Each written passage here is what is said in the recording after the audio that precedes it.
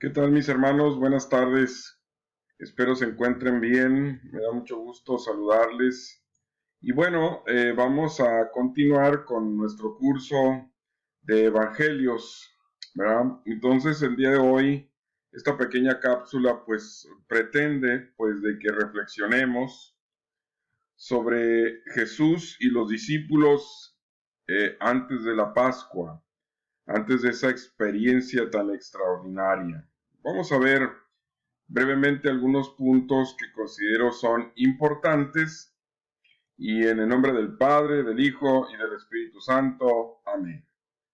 Bueno, lo primero que tendríamos que comentar es de que hay un acontecimiento o hay un tema central en todo esto que es precisamente la experiencia pascual. Lo he puesto en amarillo, pues con el fin de resaltar este tema que en este tiempo, en la cristología, en la teología misma, y podríamos decir que en toda nuestra doctrina es la parte central de nuestra fe, la experiencia pascual. Para poder comprender el origen y naturaleza de los evangelios, tenemos que situarnos en esta experiencia pascual y para esto pues he puesto estos tres puntos importantes que es el prepascual, la experiencia pascual y postpascual con el fin de poder posteriormente ubicar la importancia de conocer esto que es la naturaleza y origen de los evangelios. Bueno, la experiencia prepascual. Sabemos que Jesús llamó a sus discípulos, a sus apóstoles, convivió con ellos, vieron muchos milagros, escucharon muchos discursos. Es decir, para ellos fue una experiencia del tiempo que estaban viviendo, donde se acostumbraba a que de pronto aparecían algunos maestros, algunos rabís, y tenían sus grupos de seguidores. Jesús, de igual forma, también tuvo su grupo de seguidores que son los apóstoles, los cuales durante determinado tiempo los fue enseñando, les fue expresando su misión, ¿verdad? Y poco a poco fueron ellos descubriendo quién era Jesús. Recordemos la respuesta de Pedro tan concreta y tan básica. Tú eres el Mesías, el Cristo, ¿verdad? Bueno, es importante que para poder comprender cómo se escribieron los evangelios, pues primero entonces nos situemos en este momento de la prepascua, es decir, antes de la experiencia central que es la resurrección de nuestro Señor Jesucristo. Recordemos incluso que los mismos apóstoles, antes de experimentar a Jesús resucitado, tenían miedo. Huyeron, de hecho, al momento que Jesús fue tomado preso en el Getsemaní y tenían miedo. Se encerraron de tal manera que no entraba nada ni nadie, ¿no? Porque era un miedo espantoso. Pero después de la experiencia pascual, después de convivir con Jesús resucitado, todo va a cambiar, todo va a cambiar. Por eso es, mis hermanos, entonces que la experiencia pascual es el centro de toda nuestra fe y es el centro de la experiencia que vivieron los apóstoles, que posteriormente los hará salir a la calle sin importar si morían, si los tomaban presos, si se burlaban de ellos, no había problema, porque la experiencia pascual, la experiencia de Jesús resucitado fue extraordinaria. Esto los llevó entonces después, ya con el tema de la parte post-pascual, es decir, después de vivir esta experiencia, después de vivir estos momentos tan formidables, pues entonces ellos siguieron experimentando esta experiencia pascual en sus vidas. Es decir, siguieron comunicándose con Jesús resucitado. Siguieron recibiendo instrucciones, siguieron recibiendo la guía, siguieron recibiendo los objetivos de la misión, siguieron recibiendo lo que eran las instrucciones de la instauración del reino, etcétera, ¿no? Entonces, vean qué interesante es pues ver que cuando yo tengo en mis manos los evangelios, pues es producto de todo este proceso, ¿verdad? De una experiencia prepascual, experiencia pascual, que es la experiencia de la resurrección, y luego ya esa vivencia con Jesús resucitado. Esto va a ser muy importante para el momento en que nosotros revisemos los evangelios, ¿verdad? Porque entonces podremos determinar de que dentro de la escritura de estos documentos vamos a comprender que es producto de una experiencia comunitaria que, como ya dijimos, tuvo un antes y tuvo un después. Un antes que lo ubicamos, como ya dijimos, en la parte prepascual, pero luego ya después de vivir esta experiencia pascual, de hablar, convivir,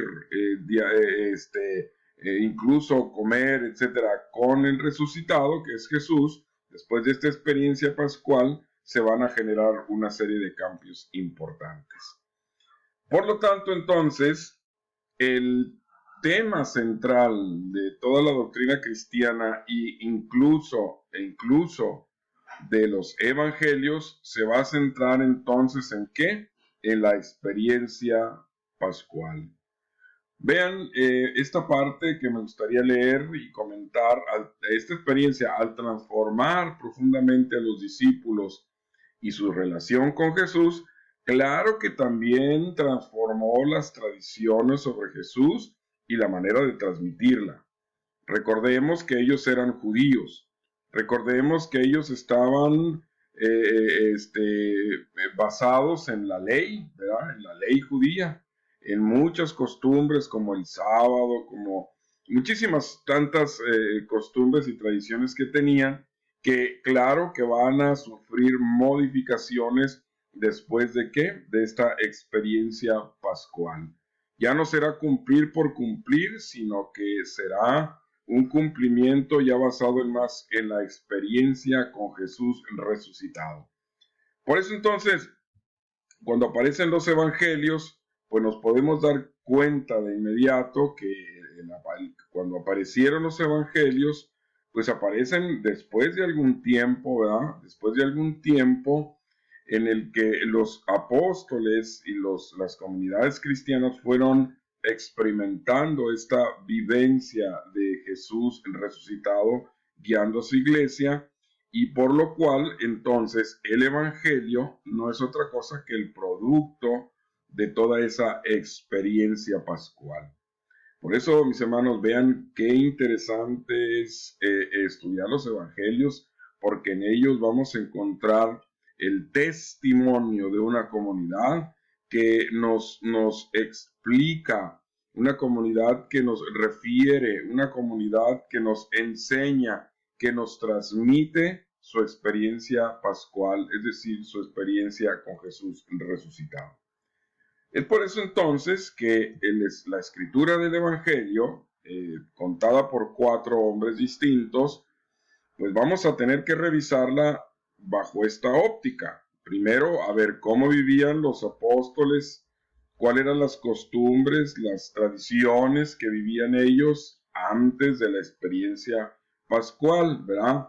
Porque ya después de que se da esa experiencia pascual con Jesús resucitado, pues vendrá este otro momento que es precisamente donde la comunidad, donde la iglesia nace y empieza a caminar, y luego se ve la necesidad de plasmar por escrito toda esa experiencia que ya viene desde la parte prepascual hasta la parte pascual y lo que están viviendo en este momento, que es lo post-pascual, es decir, el crecimiento de la iglesia. Vean pues entonces que el Evangelio tiene todo un proceso ¿verdad? Y pues la comunidad antes de la Pascua, pues recordemos que es un grupo de discípulos que obviamente conviven con Jesús. Ellos van a cultivar una serie de palabras y dichos, así como nosotros en la familia, cuando nuestros antepasados nos decían, nos referían cuando vivían todavía, me acuerdo cuando en aquel día, o me acuerdo lo que dijo mi tío, lo que dijo, siempre haciendo referencia a palabras, a dichos, a expresiones. Bueno, Jesús también hizo lo propio, ¿verdad? Y entonces él, digamos que creó un movimiento muy carismático, ¿verdad? Donde, claro, basado en elementos de la religión judía, ¿verdad? También fue poniendo su propia experiencia y fueron ellos creando este nuevo movimiento carismático, ¿verdad? Que es el que ahora vemos es nuestra iglesia. Desde el principio entonces, Jesús lo acompañaron hombres que compartieron con él su vida, ¿verdad? Escucharon sus palabras, qué privilegio y qué extraordinaria experiencia de haber sido para ellos, ¿verdad? Experimentar esta gran personalidad y esta fuerza de Jesús, lo cual provocaba pues que todo mundo le buscara, que todo mundo estuviera al pendiente de dónde iba a estar. Vemos cómo el Evangelio de Marcos nos hace referencia a este pasaje precioso. Todos te están buscando. El hecho de que se buscara a Jesús, bueno, es porque antes de su resurrección, con los milagros, con sus discursos, antes de vivir esa experiencia de la resurrección, Jesús contaba y reflejaba esa gran personalidad que atraía a muchísima gente, ¿ya? Bueno, Jesús entonces, podemos decir, en la parte prepascual, era considerado como un gran maestro, el rabí, como el maestro que tenía también a su grupo, como muchos otros rabís de ese tiempo, ¿verdad?